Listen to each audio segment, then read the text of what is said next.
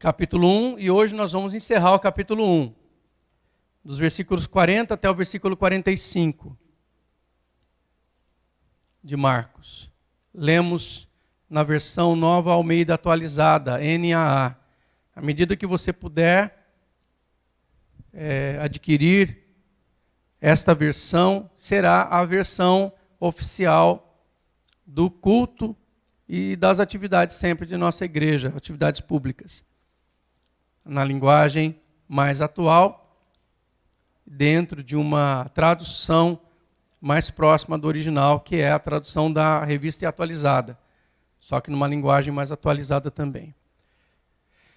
Marcos capítulo 1, versos 40 até o 45, nós encontramos o seguinte: um leproso se aproximou de Jesus e lhe pediu de joelhos: se o Senhor quiser, pode purificar-me.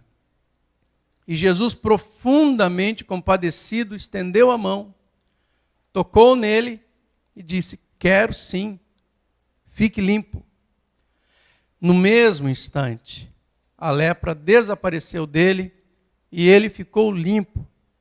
E advertindo-o severamente, logo despediu e lhe disse: olhe, não conte a ninguém, mas vá, apresente-se ao sacerdote e ofereça pela sua purificação o sacrifício que Moisés ordenou para servir de testemunho ao povo.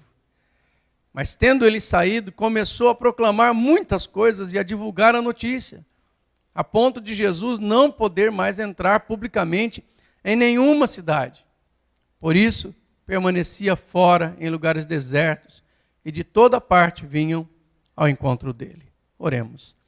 Deus querido, Deus amado, estamos aqui, Senhor, diante da Tua palavra, e nós temos a alegria de compartilhar desta forma, às manhãs de domingo, a Tua palavra de forma mais profunda, mais íntima, mais clara, mais expositiva, para que venha ao entendimento de cada um dos Teus filhos a reflexão das narrativas que Marcos fez, e que essas narrativas, Senhor, tragam para nós entendimento para o nosso dia, na aplicação diária. Nós precisamos que a presença do Teu Santo Espírito nos conduza nesta palavra e em todos os outros momentos de nossa vida. Que seja pela luz do Teu querer e para a glória do Teu nome, a manifestação dessas letras e do conhecimento de Deus. Oramos e cremos em nome de Jesus. Amém e amém. Não há nada melhor do que buscar a palavra do Senhor. Não há nada melhor. A igreja precisa se esmerar na palavra. Irmãos, deem atenção a uma coisa que eu quero dizer. Conheça a Bíblia. Conheça a palavra de Deus. Gaste tempo na sua casa lendo a palavra de Deus. Ore e leia. Leia. Anote o que Deus está falando com você. Tenha sempre um caderno em mãos. Escreva seus pensamentos, compartilhe da palavra do Senhor com quem está na sua casa. Nós estamos ainda preparando algumas coisas importantes para que a igreja faça em casa, para que as famílias façam em casa, cultos domésticos. Precisamos ter, mas a Bíblia precisa estar mais presente na vida da família.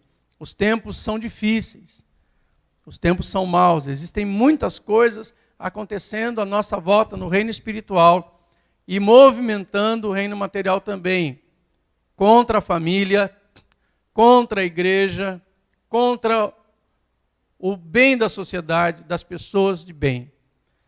E nós só vamos conseguir vencer se nós tivermos a segurança de transferir conhecimento. Você só pode transferir conhecimento tendo adquirido conhecimento. Outro dia eu pregando numa quinta-feira, estava aqui o Gustavo, da Dani, e eles têm 2 filhinhos pequenininhos, né? E eu ainda usei o Gustavo como exemplo. Falei: Gustavo, seus filhos são pequenos, acho que é 4 anos, não é? 1 ano e 4 ou 5 anos.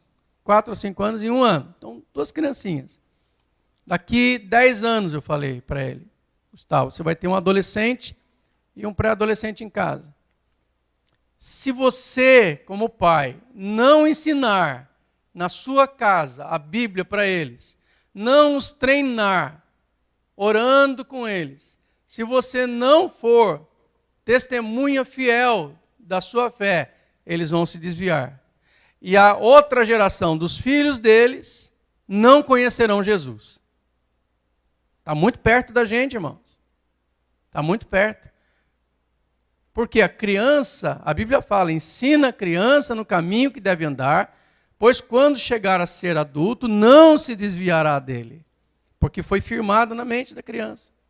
Então, nós não podemos simplesmente pensar que ao vir à igreja, ouvir a palavra, colocar o nosso filho do lado, isso basta, porque aqui é muito pouquinho tempo.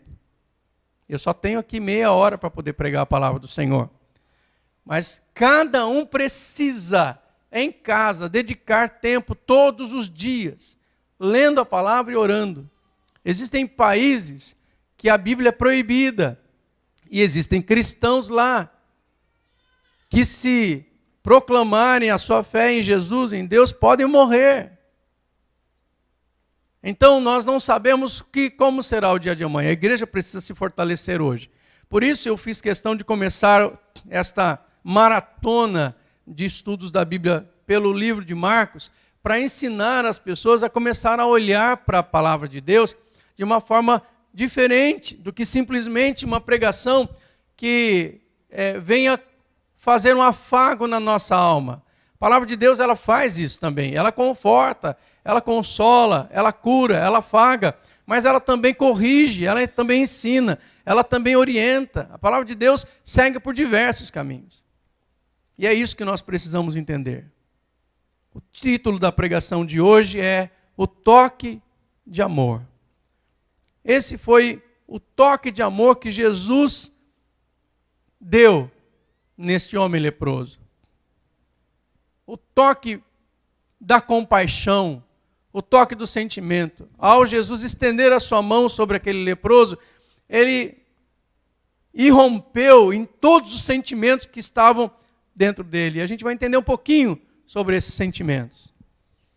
Nós estamos vendo que da última pregação, Jesus estava partindo para pregar por toda a Galileia. Ele havia acordado de madrugada, numa madrugada de domingo, depois de haver feito muitos milagres à porta da casa de Pedro, onde ele estava hospedado em Cafarnaum, orou por muita gente, eram centenas de pessoas, porque a Bíblia chega a dizer que era praticamente a cidade toda de Cafarnaum, com os seus doentes, com os seus endemoniados que estavam lá, e todos foram libertos. Então isso demora muito tempo, é muita gente. E Jesus provavelmente estava muito cansado, mas ele nem dormiu direito. Porque lá pelas 3 ou 4 horas da madrugada, ele sai da casa de Pedro e vai para um monte orar. Ele sai fora da cidade e vai orar sozinho, num local deserto. E a gente fala sobre isso, e de repente os discípulos estão procurando Jesus, porque a multidão começa a ir novamente à casa dele. Mas ele não está lá, então eles vão até o encontro de Jesus e o acham orando. E Jesus fala, não, eu quero ir em frente, eu quero conseguir continuar a minha jornada e a minha viagem, porque eu quero pregar para as cidades circunvizinhas na Galileia. E aí começa essa primeira viagem missionária de Jesus com os seus discípulos pela Galileia. Nós não sabemos qual foi o caminho que ele trilhou, mas o fato é que a expansão do ministério de Jesus, segundo o relato de Marcos, se dá com este encontro marcante com um leproso. Mateus e Lucas também trazem outros relatos dessa narrativa. Esses 3 evangelhos, Mateus, Lucas e Marcos, eles são chamados de sinóticos, porque eles têm muitas semelhanças, né? São muito parecidos em algumas coisas, em alguns relatos. E esses 3 livros apontam para Jesus de algumas formas que nós vamos verificar hoje. São 5 áreas que nós vamos ver de Jesus que são apontados neste relato tanto por Mateus, Lucas e Marcos. Primeiro, eles apontam para Cristo, apontam o poder que Jesus tem de ser paciente com os enfermos. Segundo, eles apontam Jesus como um homem compassivo com as aflições das pessoas. Compassivo vem de compaixão. Terceiro, eles apontam Jesus como um homem desejoso em oferecer socorro. Quarto, eles apontam Jesus como um homem firme na sua determinação, na sua orientação. Ele orienta com firmeza, com autoridade. E quinto, apontam Jesus como uma pessoa obstinada em fazer com que a glória de Deus seja reconhecida. A glória que pertence a Deus. Se todos nós, irmãos, despendêssemos atenção aos detalhes dessa narrativa, atenção mais profunda, a ponto de trazermos para a nossa vida os ensinos que estão contidos, certamente nossas orações e clamores seriam mais facilmente atendidos. Aqui nós vemos o exemplo de um homem que clama, que busca Deus, e que é atendido porque fez da forma correta. Que isso seja debaixo da sua observação também. Então, o primeiro aspecto é o poder da paciência de Jesus. Veja lá o versículo 40. Um leproso se aproximou de Jesus e lhe pediu de joelhos: se o Senhor quiser, pode me purificar. Imagine, as multidões já estavam trazendo centenas de casos a Jesus, como eu falei antes. E nesse momento agora, mais um homem aparece, se jogando ao chão para suplicar de Jesus a cura para a sua enfermidade. Já não bastava? Tanta gente já não foi curada lá? Olha só, Jesus ele revela não somente um coração disponível para ensinar, mas um coração disposto a atender quem o busca sem fazer quaisquer distinções. Existem hoje, infelizmente, aqui uma observação muito clara e evidente. Existe hoje, nos nossos dias, um endeusamento de líderes, pastores, evangelistas, seja o que, como derem o nome, apóstolos, profetas, dos nossos dias, que para mim são pseudos, né? A palavra pseudo significa falso. Existe um endeusamento, que esses homens se projetam como grandes homens, enquanto que a Bíblia fala que grande é aquele que for o menor, e o povo que projeta neles uma espécie de poderoso, milagroso. Nós precisamos entender que o milagre não está no homem, o milagre está em Deus. O milagre não está no homem, o milagre está em Jesus. Deus tem poder para operar milagres segundo a sua vontade, segundo o seu querer, na vida daquele que crê. E os propósitos dos milagres acontecem segundo a vontade do Senhor, conforme nós clamamos diante de Deus. Ele jamais vai rejeitar.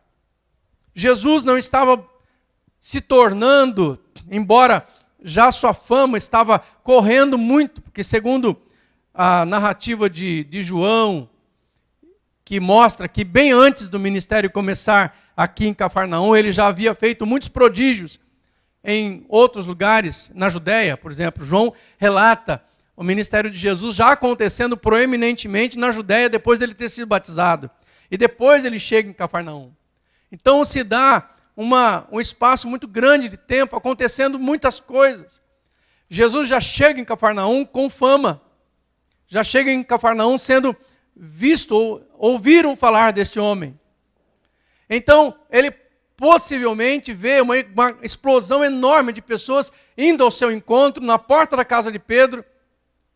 Depois de ele ter expulsado o demônio na sinagoga de manhã, depois dele ter curado a sogra de Pedro, que estava à beira da morte com febre, depois do pôr do sol, ele ora e ele ministra sobre centenas de pessoas. Eu não ouso falar milhares, mas digamos que centenas e centenas de pessoas, já é muita gente, estavam lá, e ele cura todos, ele liberta todos. Isso causa um impacto tremendo, e a notícia se espalha.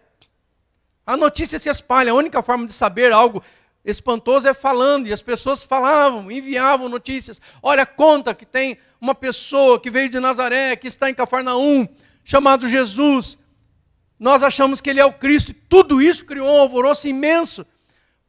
E outra, meus irmãos, nós falamos em pregações passadas também que a expectativa daquele povo era muito grande por um libertador, porque eles estavam sofrendo demais o jugo que Roma estava causando neles. Os romanos causavam um jugo terrível, tirando deles todas as posses. O que eles tinham que pagar de impostos era uma coisa muito grande. Então, a pobreza, a dificuldade de comer, de viver era enorme para aquele povo. E eles queriam que acontecesse alguma coisa para poder mudar a sua realidade. De repente, Jesus aparece. Vem João Batista anunciando com uma voz que clama no deserto, e Jesus surge agora, já indicado por João Batista, que dizia que ele era aquele que havia de vir. Então imagine o alvoroço. E Jesus não queria, ele não buscava fama. Ele não buscava para si enaltecimento e engrandecimento. E isso tudo que estava acontecendo, eu me detive bastante para essa consideração, para você entender a paciência de Jesus em atender o leproso. Porque todas essas coisas estavam acontecendo com Jesus, e mais um homem vem e de repente se joga no chão para clamar e suplicar a cura pela enfermidade. Jesus interrompe a sua caminhada e ouve aquele homem atentamente. Ouve atentamente o que aquele pobre homem estava lhe trazendo. Ele sabia que seria mais uma alma a ser conquistada para o reino de Deus. Essa era a importância. Isso fazia parte da sua missão. E, portanto, era necessário que se fizesse assim. A palavra do Senhor diz, através da própria voz de Jesus, que ele diz assim: porque todo aquele que o Pai me dá, de maneira nenhuma lançarei fora. Isso já estava dentro do coração de Jesus, por isso ele recebe aquele homem com paciência. E eu digo a você, o Senhor sempre terá disponibilidade para poder ouvir a tua súplica e a minha súplica. Ele nunca nos rejeitará. Então não se canse de buscar ao Senhor. Quando você estiver enfrentando a pior situação da sua vida, não entre dentro de um buraco. Não se feche numa caverna. Saia e vá em busca do Senhor. Abra sua mente para isso. Não cultive a dor. Jogue a sua dor diante dos pés do Senhor, que Ele vai te alcançar. Segundo aspecto é o poder da sua compaixão. No versículo 41 nós vemos: e Jesus, profundamente compadecido, estendeu a mão e tocou nele. Profundamente compadecido. Quero ler algo que eu escrevi aqui, para que você entenda. A palavra que salta a nós aqui é compaixão, evidentemente. E o termo grego no texto, deixa eu ver se eu consigo falar isso, é splanknisteis, o termo grego, splanknisteis. Esse termo, ele remete a um sentimento que vem das entranhas. Olha só que coisa interessante, o pensamento que eles tinham do sentimento de compaixão. Essa palavra, ela remete ao significado de algo que vem, é um sentimento que vem das entranhas, das vísceras. Algo bastante comum na cultura daquela época. A expressão do coração, como sendo um órgão interno, do sentimento do coração, é muito mais moderna, mas também vem do Oriente. Ela não é uma expressão originária do ocidental, é do oriental, como eles. E eles vinham de forma mais profunda, falando, sim, de toda a instabilidade emocional das vísceras, que era essa situação. Então, o que acontece com Jesus? Jesus sentiu-se profundamente comovido com a situação, ao ponto de sentir-se incomodado em suas vísceras. Sabe aquele aperto que dá por dentro? Aquela sensação de angústia, aquela sensação de compadecimento, aquela sensação profunda de eu preciso fazer alguma coisa, aquela sensação que te incomoda, que não te deixa tranquilo. Era essa sensação. Jesus se sente profundamente comovido com essa situação e a postura e o pedido daquele homem. Ele se lançou ao chão, ele clamou por misericórdia, ele falou com Jesus com o rosto em terra, ele estava lá no chão conversando com Jesus. Eu fui buscar também a etimologia do termo compaixão. Etimologia é de onde vem a palavra. É uma composição de dois termos, da palavra compatior ou compatior. O termo cum, de com, é junto, ao mesmo tempo, cum ou com. A junção patior é sofrer. Olha só que coisa. Sofrer, aguentar uma situação difícil, tolerar ou permitir alguma coisa apesar da dor e do sofrimento pessoal que isso implique. Então, compaixão é sentir a dor profunda do outro junto com o outro. Eu já expliquei para vocês que compaixão é como se você se aproximasse da dor do outro. E é exatamente isso. Você vai para perto para procurar sentir e entender como está a dor daquele outro, daquela pessoa. Jesus, ele vai nessa direção. Nas entranhas, ele é movido. E o seu coração compassivo se aproxima da dor daquele homem leproso. A lepra daquele tempo era um pouco diferente da que de hoje acontece, como é chamado de hanseníase. Mas ela era tão degradante o quanto, porque ela tirava a pessoa da sociedade, afastava o homem. Ele não podia mais viver na família.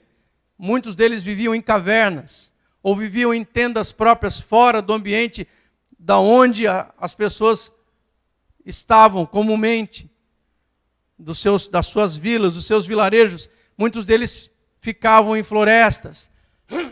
Quando eles não tinham como fazer comida, quando eles eram totalmente isolados, as suas famílias os encontravam na beira das estradas e traziam comida para eles e deixavam em cima de uma pedra e ficavam ao longe. E de repente eles saíam do meio do mato para pegar a sua comida e olhar de longe a sua família. Não podia ter toque físico. Segundo a lei que falava acerca daqueles que eram leprosos, eles tinham por obrigação que avisar quando iam cruzar num caminho onde não tinham para onde eles escaparem, fugirem ou se desviarem de quem era limpo. Eles tinham que dizer imundo acerca de si mesmos. Imundo, ou gritar leproso, para que as pessoas pudessem saber que eles estavam passando. Era terrível. Era terrível. Olhe para essa situação e pense como Jesus estava agindo. Aquele leproso veio até ele. Irmãos, é muito reconfortante pensar e saber que Jesus se compadece de nós. Ele não somente olha para a nossa vida, a nossa circunstância do seu ponto de vista supremo, ou seja, com arrogância. Não, ele não é o grande popstar, como muitos infelizes pastores de hoje se colocam, e que não têm tempo para poder atender às necessidades das pessoas com a simples oração. Jesus, ele desce ao nível da nossa dor para compreendê-la. Ele se aproxima da nossa miséria e nos oferece o seu coração. Olha que coisa. O que resta desse sentimento da compaixão, do poder do seu amor, que vem das suas entranhas, que vem do seu íntimo, o que resta, o resultado disso é o estender da sua mão, cheia de graça e de bondade, pronta a nos curar, a nos erguer, a nos salvar e a nos transformar. Aleluia. Louvado seja o nome do Senhor. Ainda no versículo 41, Jesus diz para aquele homem que está lá, que ele diz para ele: Senhor, se quiseres, bem podes purificar-me. Jesus, profundamente compadecido, estendeu a mão, tocou nele e respondeu: quero sim. Fique limpo. Jesus faz o que nenhum sacerdote fazia. Nem os sacerdotes para os quais os leprosos que se julgavam curados iam. Os sacerdotes que tinham por obrigação observá-los e proceder o ritual, a ritualística de purificação faziam. Eles não tocavam no leproso, não tocavam. Jesus, com o coração compadecido, estende a mão e toca nele, irmãos. Jesus toca nele. A expressão do coração de Jesus é o que se manifestou neste momento. Ele, de certa forma, é provocado pelo leproso quando ele lhe diz: se o Senhor quiser. Ali o leproso, lançado ao chão, provavelmente com o rosto em terra, indo contra todas as orientações da lei acerca dos impuros. Ele toma uma atitude corajosa ao aproximar-se de Jesus. Ele devia ter ensaiado muito antes, irmãos. Imagine esse homem. Porque ele já estava sabendo das multidões que estavam sendo alcançadas por Jesus. Ele queria só uma chance. Eu imagino que esse leproso estava seguindo de longe Jesus. Eu imagino que ele não tenha conseguido entrar na cidade, mas ele soube que houve na cidade. Porque para ele era proibido entrar na cidade. Jesus está num lado deserto, orando de madrugada. E logo de manhã que ele sai para caminhar com os seus discípulos para começar a sua jornada na Galileia. A primeira coisa, a primeira oportunidade que aquele homem leproso tem é de encontrar Jesus e se mostrar a ele. E para não ser apedrejado, para não ser mandado embora, ele não diz que ele era impuro, ele não diz que ele era leproso. Ele se lança ao chão e clama a misericórdia do Senhor, dizendo: Senhor, se tu queres, tu podes me livrar. E o Senhor Jesus toca nele e diz: eu quero, fique limpo. Eu imagino Jesus tocando aquele homem no chão. E ao levantar, aquele homem olha para as suas mãos, e olha para o seu corpo, e vê que instantaneamente ele está curado. Aleluia! Ele tomou uma atitude corajosa. Seria a oportunidade da sua vida. Talvez ele não encontraria outra chance melhor e única. Foi ali. Jesus leu tudo isso também naquele homem e viu nele a sinceridade necessária em todo o teor de nossas orações e petições junto ao Altíssimo. Aquilo que nós devemos fazer, aquele homem leproso nos ensinou. O coração, o destemor, o sentimento de necessidade, de fé, de buscar como se fosse a única chance ao Senhor nas nossas orações e nos nossos clamores. É isso que esse leproso está ensinando para mim e para você, como que nós devemos buscar a Deus para sermos alcançados. É buscar e dizer: Senhor, eu sei que tu podes, mas o Senhor quer provocar em Deus a manifestação da sua glória em nosso favor. Senhor, eu estou atravessando uma situação dificílima que vai além da minha condição, que ultrapassa o que eu já imaginei que um dia viveria. Eu preciso do teu socorro. Eu sei que tu és todo poderoso. Eu sei que tu tens todo o poder. Eu sei que tu podes. Eu sei que a autoridade está nas tuas mãos. E eu lanço a minha vida diante da tua presença. Tu queres me purificar. Tu queres me curar. Tu queres resolver essa situação na minha vida. E o Senhor não vai dizer não para você. Porque o que move as entranhas, o coração de Jesus, é a capacidade que Ele tem de se aproximar da nossa dor e responder com um toque de amor. Sim, eu quero. Seja limpo, seja curado, tenha essa situação transformada em sua vida. Eu quero. Ele não diz não para você. Ele diz sim, eu quero. E aí você é alcançado pela sua misericórdia. Aleluia. Ele foi enviado para isso. Aleluia. Jesus veio para buscar e salvar aquele que se havia perdido, aleluia. Ele estende a sua mão. A palavra do Senhor diz que, eis que a mão do Senhor não está encolhida, para que não possa salvar, e o seu ouvido não está surdo, para não poder ouvir. Esse é o nosso Deus, em quem confiamos. Versículo 43. E advertindo-o severamente, logo o despediu. A orientação de Jesus é poderosa, irmãos. A severidade como que ele falou agora com o ex-leproso era necessária para que o homem compreendesse a importância do que devia ser feito. E por quê? Porque Jesus ia usar agora, porque como ele estava limpo, ele deveria ir se apresentar ao sacerdote, e esse sacerdote iria começar uma ritualística de purificação. Depois você vai ver lá. E essa ritualística no Antigo Testamento está bem descrita, e ela mostra que eles precisavam, no caso se o homem era pobre, pegava duas pombas, uma era morta, a outra era ensopada no sangue misturado com água daquela pomba morta, soltava para o ar, como que houvesse um plano de libertação daquela vida, um ato simbólico, que também representava a morte de Jesus. Aquele homem precisava ficar um certo número de dias guardado em sua tenda e sendo observado todos os dias pelo sacerdote. Ele precisava oferecer uma oferta também financeira diante do Senhor. E tudo isso para que depois, no final de cada detalhe desse ato de purificação, o sacerdote declarasse que ele estava limpo. Quando o sacerdote declarava que ele estava limpo, ele poderia voltar à sua vida normal.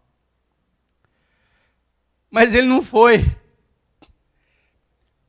O termo do original, quando diz, e advertiu severamente, é que Jesus tenha ficado quase que bravo com ele. Foi muito duro com aquele homem. Você agora tem que ir se apresentar ao sacerdote. Vá, não se desvie pelo caminho. Escute isso.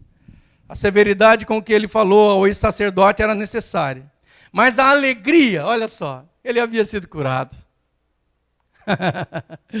A alegria que tomou conta desse homem foi tamanha, que ele sentiu que precisava repartir com todos o que havia ocorrido. Os leprosos eram chamados, irmãos, de mortos-vivos pelos outros. Imagine isso. Agora ele está limpo, completamente curado. Já não era mais um morto-vivo,